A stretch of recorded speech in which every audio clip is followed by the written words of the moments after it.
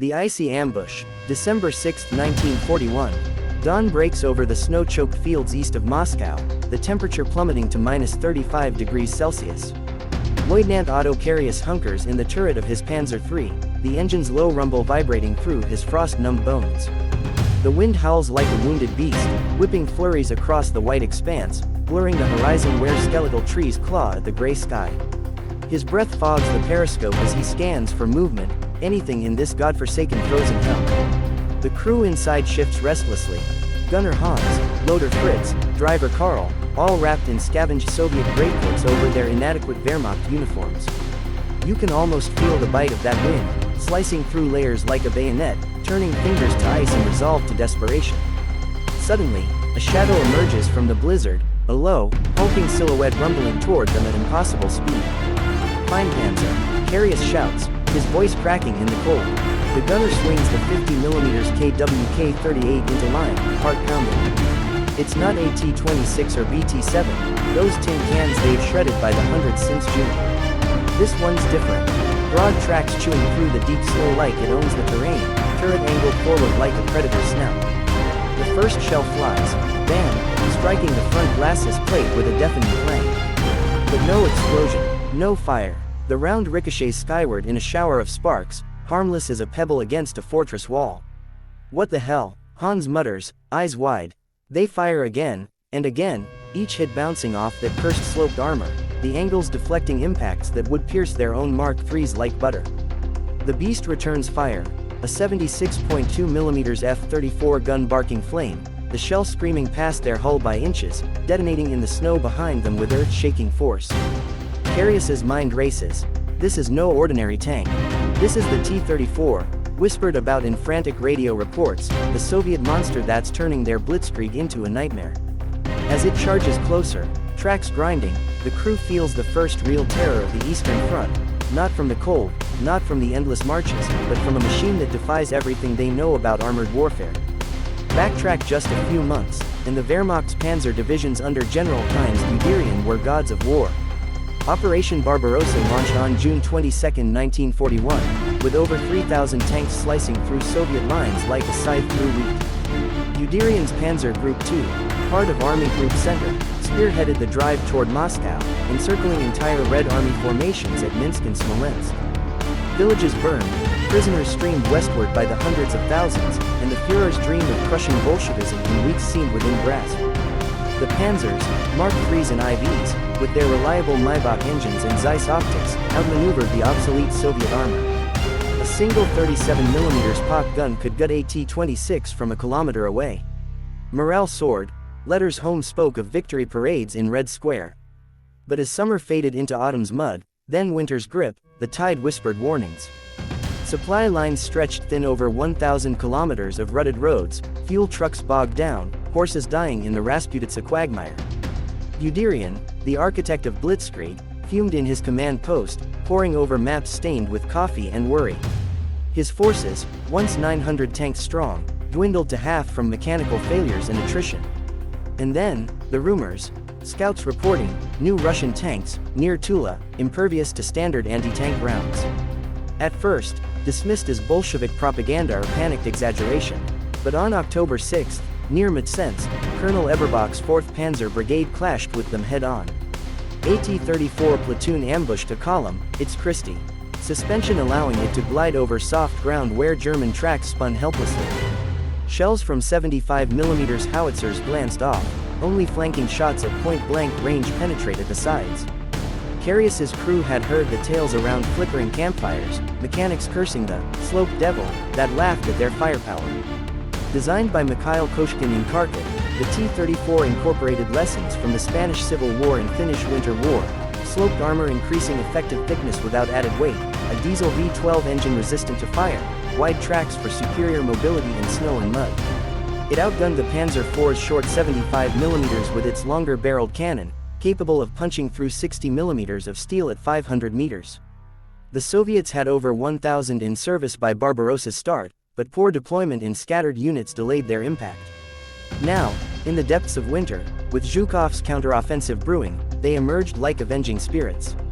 As the T-34 closes in on Carius's position, its coaxial machine gun chatters, bullets pinging off their hull. Reverse, reverse, Carl screams, throwing the transmission into gear, but the snow betrays them, tracks slipping. The enemy tank veers, presenting its side for a split second. Hans fires, the round slamming into the turret ring. Smoke billows, but it keeps coming. Fritz slams another shell home, sweat freezing on his brow. Is this the end, or just the beginning of a war where machines, not men, dictate fate? The sound of defeat. The T-34 is 30 meters away now, close enough for Carius to see the frost-rimmed red star on its turret and the white camouflage paint streaked with mud and soot. Its long gun swings toward them like the finger of doom. Carl finally finds traction. The Panzer III lurches backward, engine screaming. The Soviet shell detonates exactly where they had been a heartbeat earlier, a pillar of white snow and black earth erupting skyward. The shockwave rocks them. Shrapnel rattles the hull like hail on a tin roof. Flank it, damn you. Carius roars into the intercom, voice raw. They swing left, trying to bring the thinner side armor into view, but the T-34 anticipates. Its turret traverses with terrifying speed, the electric drive humming while German crews still hand-crank theirs. Another flash, another miss, but closer. The ground between them fountains snow. Hans is hyperventilating, his breath a white cloud inside the turret. Fritz's hands shake so badly he drops the next shell. It clangs against the floor plates and rolls like a live thing. Then salvation, or what passes for it. Two more Panzer IIIs burst from the tree line behind them, guns already barking. One shell strikes the T-34's track, shearing pins and throwing the track into the snow like a broken steel belt. The monster slews sideways, immobilized. Carius's crew pours round after round into the now exposed flank. At last the armor yields. A gout of flame erupts from the engine deck, diesel burning with a sullen orange glow against the white hell. The hatches pop open. Two crewmen climb out, hands raised, faces blackened, uniforms smoldering. A German machine gunner cuts them down before they reach the snow. Silence falls, broken only by the wind and the crackle of burning fuel. Carius climbs out onto the turret, legs trembling. The cold hits him like a slap. He stares at the wreck, at the impossible angles of its glacis, at the 500mm wide tracks that let it float over snow that swallowed their own narrower ones. He kicks the sloped plate. It rings like a church bell. Solid. Mein Gott, he whispers. What have we walked into? That night, in a half-collapsed kolkhoz barn lit by a single kerosene lamp, the survivors gather around the captured Hulk. Mechanics from the workshop company prod and measure, faces grim. Hauptmann Wilhelm von Hayden, the battalion maintenance officer, runs a gloved hand over the 45-degree frontal plate. Effective thickness over 90mm, he mutters, voice hollow. Our 50mm gun needs under 500 meters, point blank, and even then only if the plate's perpendicular. This thing laughs at us from a kilometer. A young Feldwebel spits into the straw. And the gun, look at the muzzle brake. That's a 76 with a barrel longer than anything we've got except the new long 50s still stuck in trials. Guderian himself arrives 2 days later, December 8th, wrapped in a greatcoat, face gaunt from sleepless nights and the growing realization that the campaign timetable has shattered like thin ice. He stands before the same burned-out T-34, now towed to the rear like a trophy that terrifies more than it inspires. He listens as engineers brief him. The V2 diesel won't catch fire like gasoline Maybachs, the cast turret is crude but tough, the road wheels with internal shock absorbers mean it can keep moving when German torsion bars snap in this cold. The general says nothing for a long minute. Snowflakes melt on his cap. Then, quietly, we have nothing to match this. Not yet. In his diary that night he writes the words that will haunt the Panzer truck for years. The myth of our invincibility died today in the snow. Across the front, the same scene repeats itself in 100 frozen villages. Near Tula, the 2nd Panzer Division loses 29 tanks in a single afternoon to a brigade of T-34's and KV-1s that appear out of the blizzard like ghosts. Near Kalinin, General Reinhardt's 41st Panzer Corps is forced into a fighting retreat, abandoning burning Mark IVs whose engines have seized solid from cold and whose crews have frozen at their posts. And in Berlin, the panic finally reaches the highest levels. On December 11th, Hitler receives the first detailed report on the T-34 from the Army Ordnance Office. He slams his fist on the table so hard the coffee cups jump. Why was I not told the Russians had such a tank? He screams. No one dares answer. The room already knows the truth. German intelligence had captured T-34 prototypes in June, dismissed them as crude and unlikely to be produced in quantity. Arrogance, pure and simple. That same week, emergency orders fly to Krupp, Daimler-Benz, MAN, design a new tank, heavier armor, longer gun, sloped plates. Copy the bastard if you have to. The project will eventually become the Panther. But it is December 1941. The factories are months, years away from delivery. And Moscow is still 30 kilometers away, defended by fresh Siberian divisions and hundreds more T-34's rolling off assembly lines in the Urals, lines the Luftwaffe can no longer reach. Back at the front, Otto Carius sits on an ammunition crate, cleaning his MP40 by candlelight, staring at the frost patterns on the barn wall. Somewhere out there in the dark, engines rumble, Soviet engines. He thinks of the T-34 crew who burned alive rather than surrender. He wonders if they felt fear, or only rage. And for the first time since France in 1940, he is not sure who the hunter is anymore. In the distance, artillery begins to fall, heavy Soviet 122mm guns announcing Zhukov's winter counteroffensive has begun. The ground trembles. The real war is only just starting. The frozen retreat, December 19, 1941, 0400 hours. The temperature has dropped to minus 42 degrees Celsius, so cold that the air itself seems to burn the lungs. Along the snowbound road west of Klin, the remnants of the 7th Panzer Division are pulling back under a moon that turns the landscape into a dead, silver sea. You can hear it before you see it. The clanking of frozen tracks, the cough of engines starved for warm oil, the occasional scream of a wounded horse being shot to end its misery. Exhaust smoke hangs low, crystallizing into glittering clouds that drift like ghosts between the abandoned vehicles. Lieutenant Otto Carius, he has not slept in 4 days, rides atop his Panzer III, scarf wrapped around his face until only his eyes show. The turret hatch is jammed open by ice, closing it would mean suffocating inside a steel coffin. Every few minutes he slaps his gloved hands against his thighs to keep blood moving. Frostbite has already claimed 2 of his toes, he can feel them as dead weights inside his boots. Behind him, the column stretches for kilometers, half-tracks dragging wounded on sledges, infantry stumbling in ragged white camouflage, a captured Soviet truck loaded with frozen German dead stacked like firewood. No one speaks. The only sound is the wind in the distant, relentless thunder of Soviet artillery walking its way toward them. Then the sky to the east lights up, not dawn, but the green-white glare of Katyusha rockets. Seconds later the ground erupts in a rolling wall of flame and steel. Men and horses disappear in red mist. A fuel bowser detonates with a roar that sucks the air from your lungs. Carius ducks instinctively as shrapnel whines overhead. Keep moving, the company commander screams over the radio, voice cracking with exhaustion and fear. This is no longer a retreat. It is a rout. 2 days earlier, on December 17th, Hitler had issued his infamous, "Stand fast," order, no further withdrawal without his personal permission. Guderian, already at breaking point, had flown to Rastenburg in a last desperate attempt to make the Führer understand. The army was being annihilated not by Soviet soldiers, but by winter in the T-34. Hitler listened, face purple with rage, then dismissed him with the words, "If every commander who asks to retreat were shot, the war would be over tomorrow." Guderian was relieved of command the day after Christmas. The architect of Blitzkrieg, the man who conquered France in 6 weeks, sent home in disgrace for telling the truth. 2. Now, on the ground, that truth is written in burning tanks and frozen corpses. Near the village of Krasnaya Polyana, once the closest point to Moscow the Wehrmacht ever reached, barely 25 kilometers from the Kremlin, a single T-34 appears on the road ahead of Carius's column. It is alone, but it does not need company. The driver stops in the middle of the road, engine idling with a confident growl. The long gun elevates slightly, almost lazily. The commander stands half out of the cupola, wrapped in a quilted telegraphic jacket, binoculars around his neck. He is watching them like a wolf watching sheep. The German column halts. No one needs an order. They know what happens next. A Panzer IV at the front of the column fires first. The shell strikes the T-34's glacis and ricochets into the night sky with a sound like a cracked bell. The Soviet commander does not even flinch. He drops inside, the turret whirs, and the 76.2mm speaks once.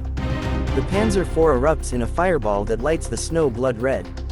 Ammunition cooks off in rapid bangs, turret blown 10 meters into a ditch. The crew never had time to scream. Panic ripples down the column.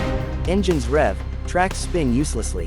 Men abandon vehicles and run into the open fields, where Soviet ski troops in white smocks pick them off with Mosin rifles. Karius watches it all through his scissors periscope, strangely calm now. The T-34 begins to advance, slowly, deliberately, crushing frozen bodies beneath its tracks with wet crunching sounds. It fires again, another Panzer. Gone. And again, each shot perfectly placed, as if the crew has all the time in the world.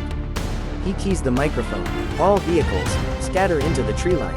Abandon the road. We'll regroup at. He stops. There is nowhere to regroup. There is only west, and more T-34's coming. He gives the only order left. Every tank for itself. His driver Carl guns the engine. They veer off the road, smashing through a wooden fence, into a forest of birch trees silver with hoarfrost. Branches whip the turret like flails. Behind them, the column disintegrates in fire and screams. Hours later, Karius's lone Panzer III limps into a village already burning. The church steeple collapses in a shower of sparks. Soviet infantry are everywhere now, moving in small groups, shouting in Russian, shooting anything that moves. He sees a Mark II light tank, once a proud reconnaissance vehicle, now frozen solid, its crew still inside, faces black with frostbite, eyes wide open in death. Nearby lies a T-34, surprisingly intact, its engine idling. The hatch is open, no crew. They have gone forward on foot, hunting. Karius stares at the empty Soviet tank for a long time. The thought forms slowly, like ice, we could take it. We could turn their own weapon against them. But then he sees the footprints leading away, dozens of them. They are not running, they are hunting, and somewhere out there in the dark, more engines are starting up. He closes the hatch. The Panzer III lurches westward again, into the night, into the storm.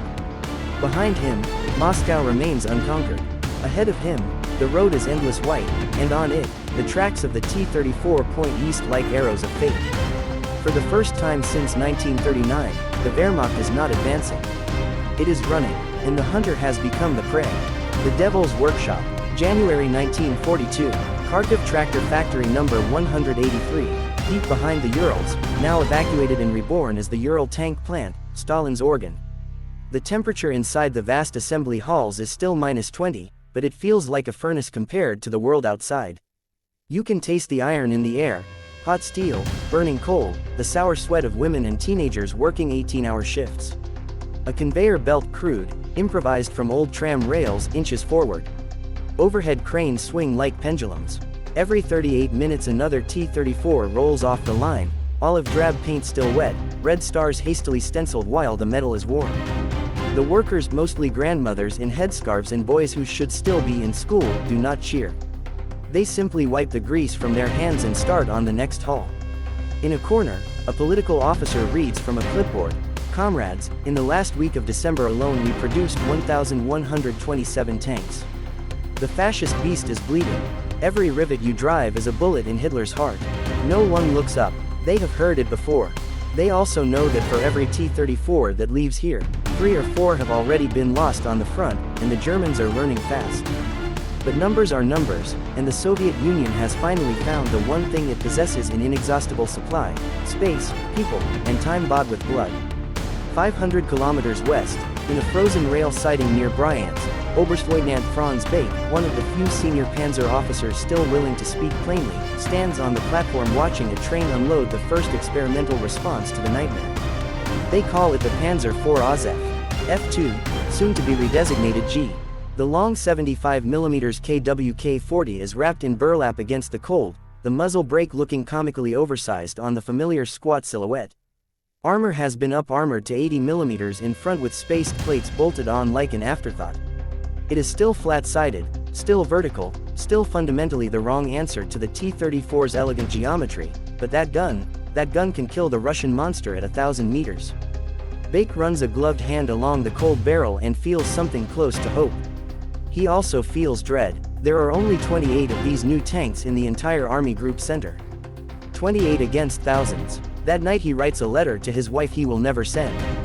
The men call the T-34 feet Mickey Mouse, now, because when the hatches are open it looks like ears. They joke so they do not have to admit they are afraid. I am afraid too, Franzi. Not of dying, Of what it means that we needed an entirely new gun just to fight on equal terms with a tank the Russians were building in 1940 while we were still celebrating Paris. Far to the south, in the ruins of a mechanics school outside Stalingrad, still 6 months away from its apocalypse, a captured T-34 is being dissected by engineers from the 6th Army. They have sawed the turret off with acetylene torches and lifted the entire power pack out with a gantry.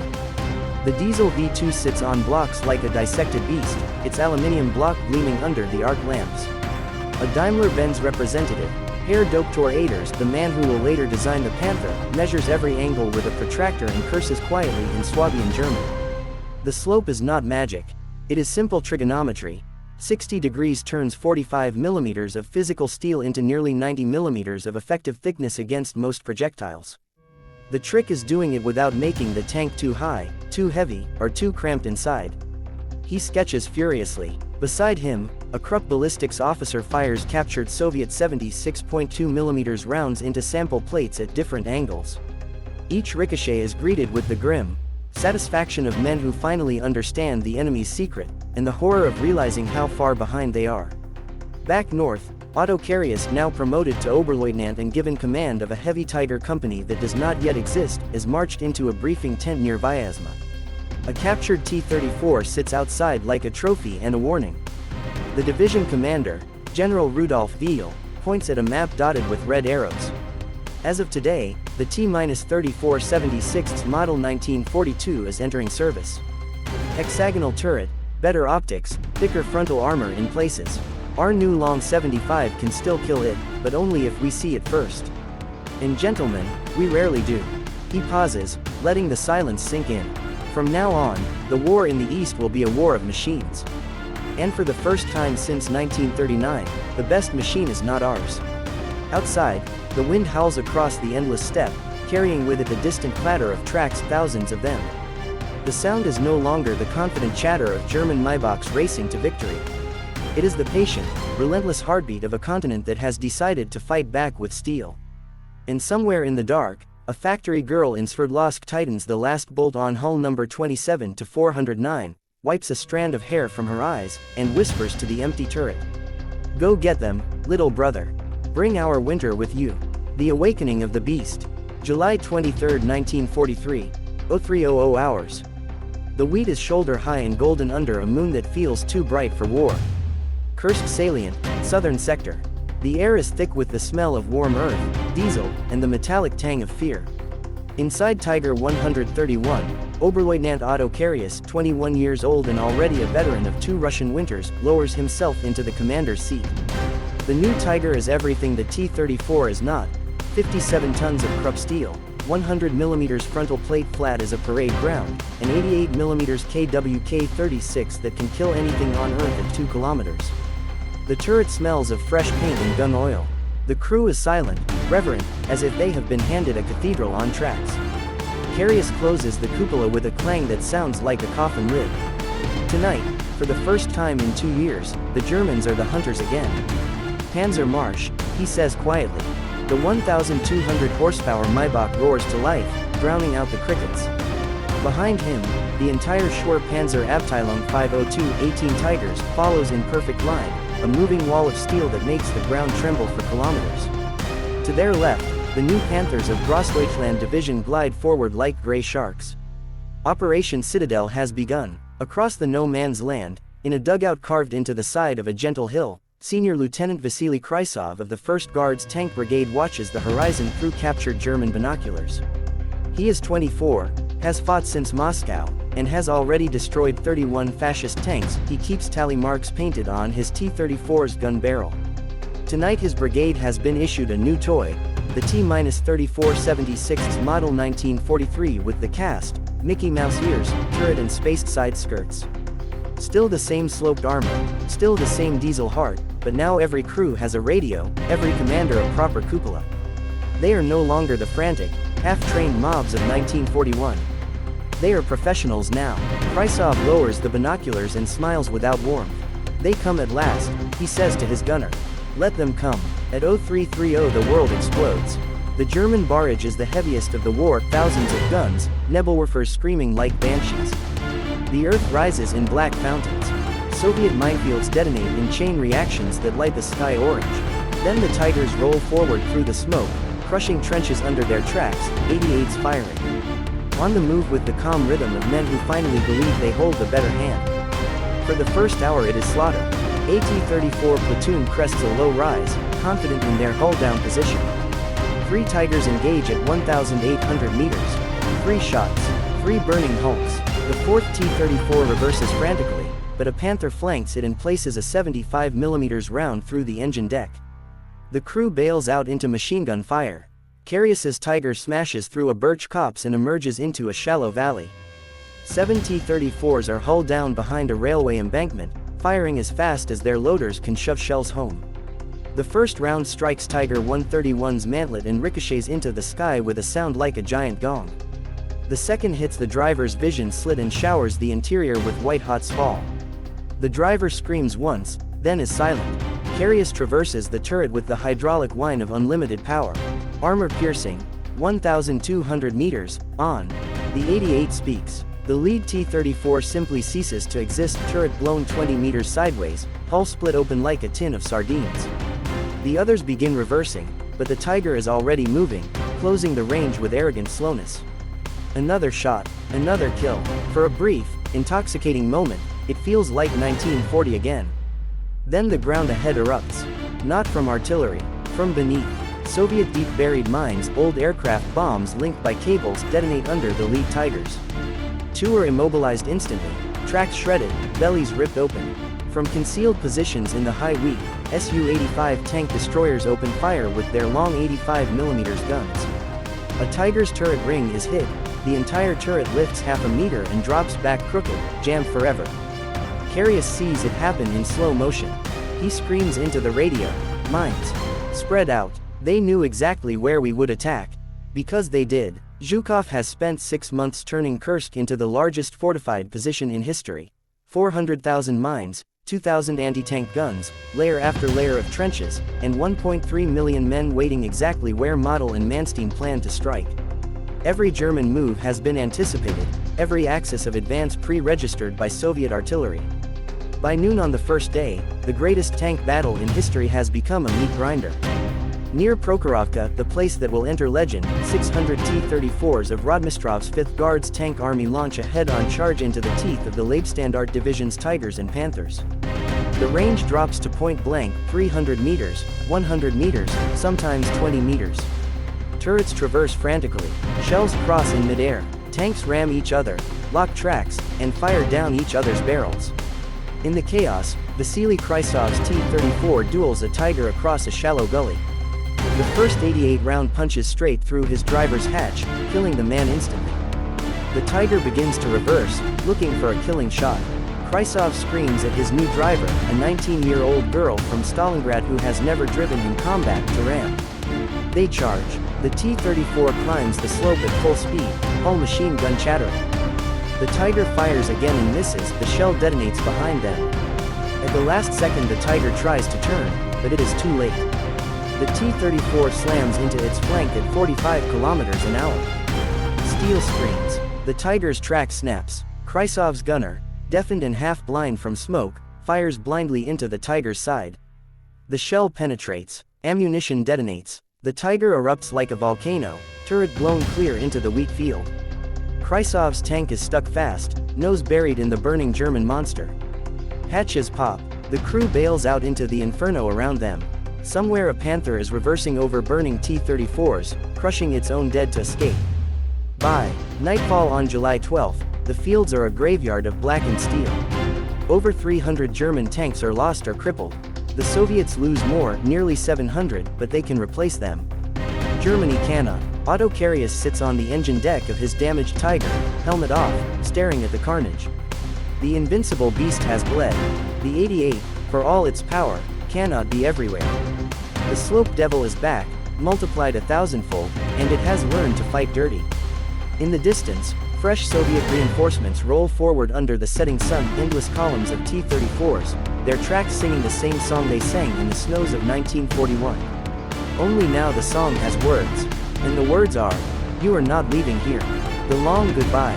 February 3, 1945. Oder River, 70 kilometers east of Berlin. The ice is thick enough to bear a tiger, but not thick enough to bear hope. Hauptmann Otto Carius, knights crossed with oak leaves and swords, 150 kills painted in tiny white rings on the barrel of his last tiger, stands on the eastern bank beside the smoking corpse of that same tiger. A Soviet 100mm shell from a new Su-100 has punched clean through the 185mm frontal plate at 1,500 meters. The hole is perfectly round, the edge is molten. Inside, the crew are still seated at their posts, frozen solid in the positions they died in, as though someone simply switched them off.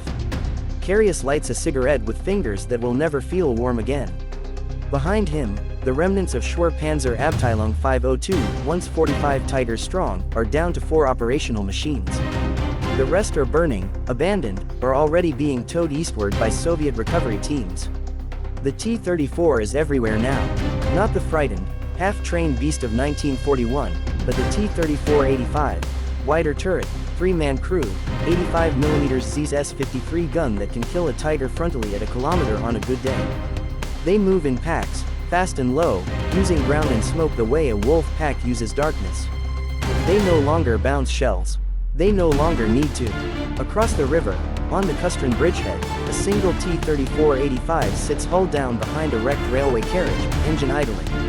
Its commander, a woman, Senior Lieutenant Alexandra Samosenko, one of the very few female tank officers to survive the whole war, watches the Germans through the new Mk4 periscope. She is 22, has fought from Kursk to the Vistula, and has long since stopped counting kills. She simply waits. Carius sees her, she sees him. For a long moment the war narrows to 2 tanks that will never fire at each other, because one is already dead. He raises his hand, not in salute, not in surrender, just acknowledgement. She does the same. Then she drops inside, the turret whirs, and the T-34 slides backward into the ruins of Kustrin like a shark returning to deep water. West of the Oder, the Reich crumbles faster than any frontline soldier can comprehend. Factories are bombed flat, fuel is a memory, new Panthers and King Tigers roll off the line straight into Soviet artillery fire because there is no petrol to move them. Boys of 16 and men of 60 are issued a Panzerfaust in 1 day of training. The Volkssturm, the last joke. In the ruins of Berlin's Chancellery Garden, April 1945, Adolf Hitler stares at a scale model of the super-heavy mouse tank that never fought a single battle. He still believes a miracle weapon will save him. He has forgotten that the real miracle weapon was never German. It was a medium tank with sloped armor, wide tracks, and a diesel heart that refused to die. A tank designed by a man who died of pneumonia before he ever saw it fight. A tank built by women, teenagers, and grandmothers who worked until their hands bled. A tank that first appeared in the snows outside Moscow and simply never stopped coming. May 2, 1945. The Reichstag is burning. Red Army banners flutter from every shattered window. In the Tiergarten, a column of T-34-85s rolls past the Siegessaal, turrets traversing lazily, crews standing in the hatches with flowers in their gun barrels. Berliners, those still alive, watch in silence. Some weep, some simply stare, too empty for emotion. One tank stops. The commander climbs down, walks to the Brandenburg Gate, and chalks a single sentence on the turret side in Russian and German. From Moscow to Berlin, 1,800 kilometers. Thank you for the warm welcome. The war in Europe ends 6 days later. Otto Carius survives. He spends 9 months in American captivity, then returns to a Germany that no longer has room for Knights of the Iron Cross. He becomes a pharmacist in the Rhineland, quiet, polite, never speaking of the war unless asked. When children point at the faint white scar on his cheek and ask what it is, he smiles and says, a souvenir from a Russian winter. Alexandra Samosenko does not survive. She dies in March 1945, hit by friendly fire near Lobau, 3 weeks short of victory. She is buried in an unmarked grave somewhere in Saxony. Her tank is never found. But the T-34 lives on. You can still see them today, restored, repainted, rolling in victory parades in Moscow every May. They look small now, almost fragile next to modern giants. Yet every Russian schoolchild knows the story. How in the darkest winter of 1941, when all seemed lost, a tank with sloped armor came out of the snow and taught the world that some things cannot be killed by arrogance alone. And somewhere, if you listen very carefully on a cold wind, you can still hear the sound of wide tracks on frozen ground. The sound of a continent saying, in a voice made of steel, Not one step back. If you truly want to discover the shocking and untold realities of World War II, then make sure to subscribe to our channel and like this video. And in the comments, write your country's name, let us know from where you're joining us on this historic journey.